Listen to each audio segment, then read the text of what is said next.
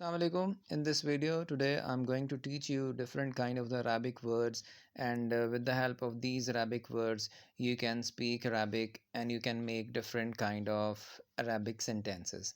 Today the first one word I'm telling you, hal. Hal means what. The second one word is istati.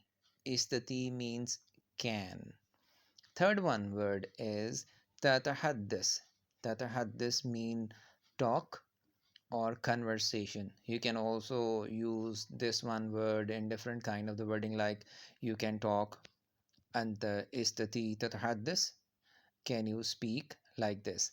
The next one word is lugat. Lugat means language, and the next word is surati. Surati means speed. When you will use speedily,